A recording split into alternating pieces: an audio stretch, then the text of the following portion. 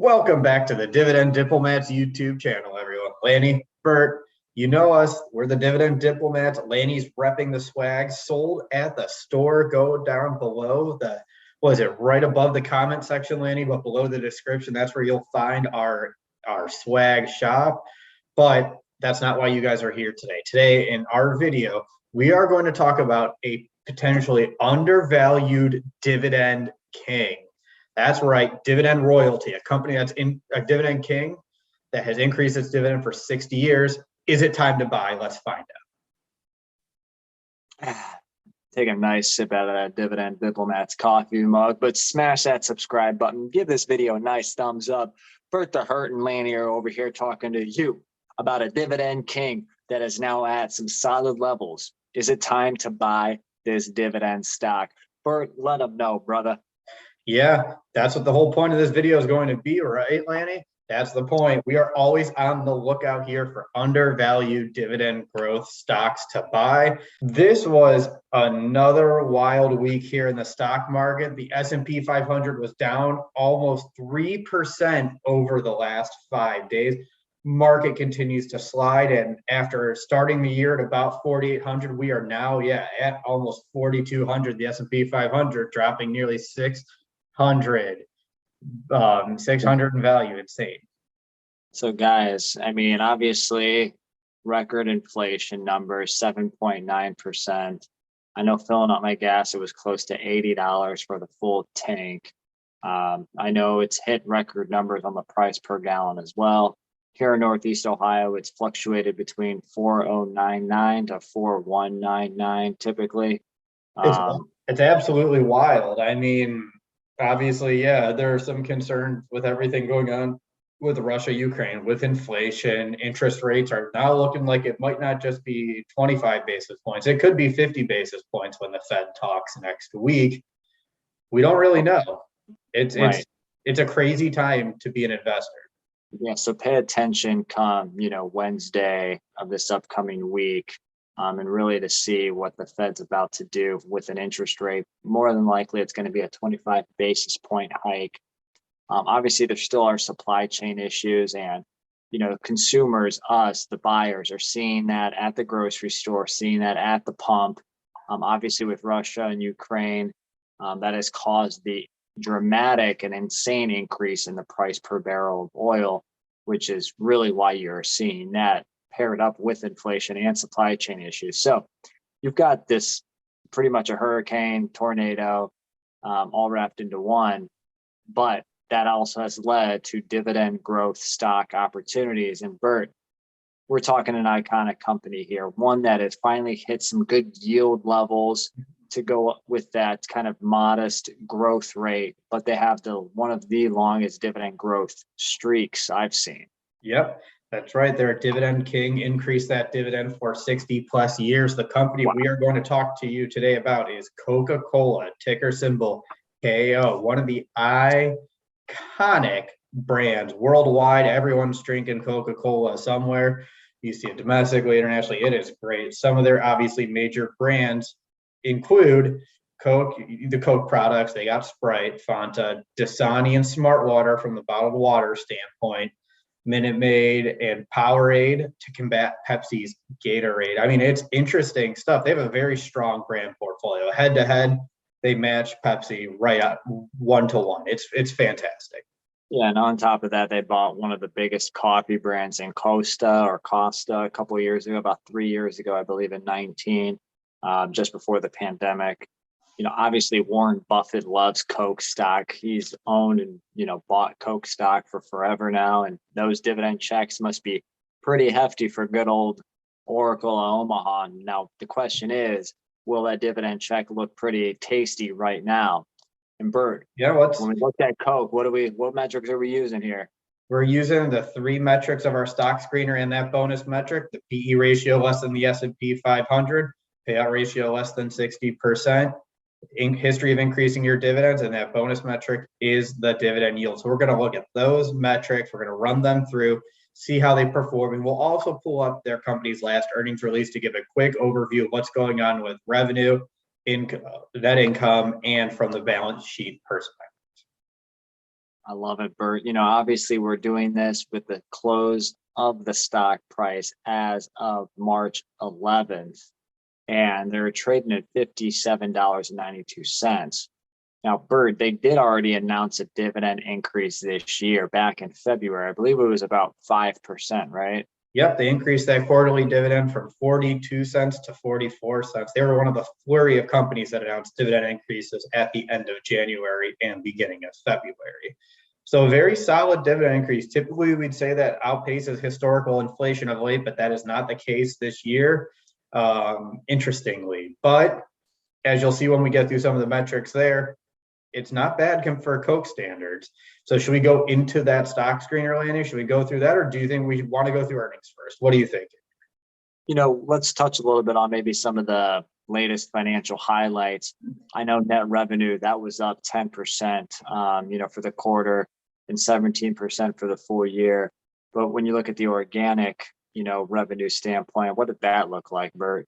Yeah, it grew 9% for the quarter, 16% for the year. So, I think that's awesome to see organic revenue growth there. They're not just buying new revenue. It's not just a short-term thing. You're seeing the company and its products continue to open up those sales channel and increase from within. That's always interesting stuff to see. Conversely, though, the strong numbers with the revenue are kind of offset here by the recent last quarter's results there for operating income, which declined 28% for the quarter, although operating income overall was up 15% for the year. Wow. Guys, Coke is actually having solid results. Cash flow from operations up 28%. Free cash flow is up 30%. Liquidity, they're strong, better now at 1.15 times, over current liabilities. That's pretty solid for a mass producer of goods, literally needing inventory and materials to, obviously meet demand. Yeah, and the growth numbers are interesting because you wouldn't exactly call Coke a high growth stock there. It's more of the legacy, slow and steady. You're going to see some sales increase, some earnings, but nothing that's ever going to blow it out of the water. So seeing double-digit percent increases in a lot of the major categories are exciting to see for this legacy soda giant. Bert, Coke. If there have an option to reach for a bottle or a can of Coke versus a bottle or a can of Pepsi, I do reach for the Coke because I do think Coke tastes better. If you are a Coke fan, smash that like button. Bert, what about you? Yeah, I'm with you. I love Pepsi stock better, but I like the taste of Coke products better. Right. Yeah, I can understand that. Yeah, but all right. So yeah, we know they dominate the brands. We know that. Laney and I just heard examples right there of we love the products, we love the taste. We crush Coke in the blind taste test. So knowing that, seeing some of those strong metrics, what's left to do here, Laney. It is time to put them through the Dividend Diplomats, Dividend Stock Screener, and the metrics. Why don't you kick it off with that first metric, Lanny? Trading at $57.92. Analyst expectations are a whopping $2.46. P/E ratio is 23.54 when you do the math, which is right in line with the S&P 500 because they are literally at 23 to 24 right now times earnings. So not the cheapest. Not the cheapest. Not the cheapest. Yeah. What about that payout ratio, though, dude? Are they under the 60% threshold or are they over? Well, there's only one way to find out, isn't there, Lanny? Time to crunch some numbers here. Annual dividend after that increase is 176. Divide that by the 246. Survey says 71% payout ratio. Ooh, they are not below the 60% threshold. Come on, Coke. But increase your earnings, man. Yeah, grow faster. Try harder. No, I'm kidding. But that being said, buy more stock back.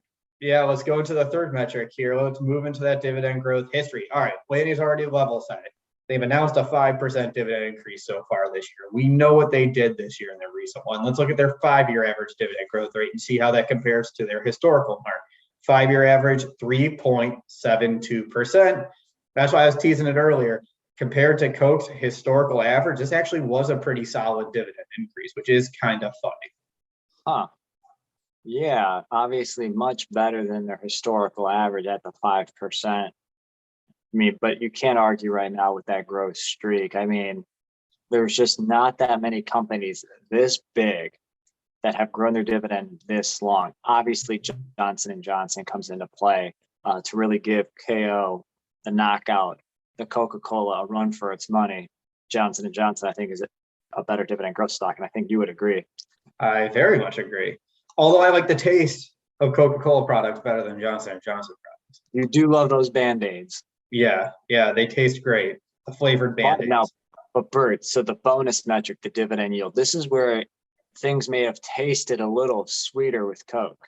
All right. Their dividend yield is not 1%, not 2%, 3.04%. So they've crossed that 3% yield mark. And that is why Coke popped up on our radar. And we wanted to start talking about them today. That 3% yield for Coke is very interesting. So let's run through the metrics here before we start discussing Coke and giving our thoughts on them at the current metrics. PE ratio, 23.54. Payout ratio, 71.5%. 5-year dividend growth rate, 3.72%. Dividend King, 60 years. Get out of here with that. And a dividend yield of 3.04%. Again, the metrics aren't great. They're not terrible. It's the stock prices come down $4 or $5, from that low 60 mark where they were at, which is a good sign, but they're trading in line with market. Coke, I want to own more of you, but you always give me a reason or two not to currently buy Coke stock. Not to say it's a bad investment, Nope.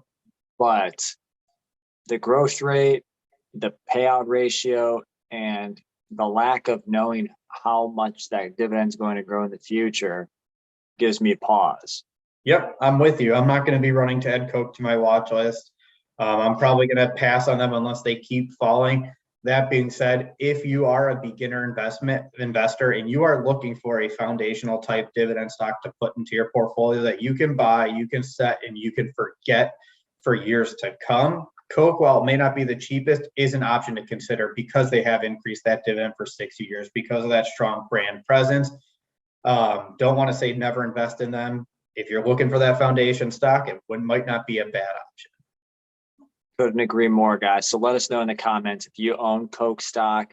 Are you buying Coke stock right now? Do you think this is a dividend stock to buy here in the middle of March with the volatility?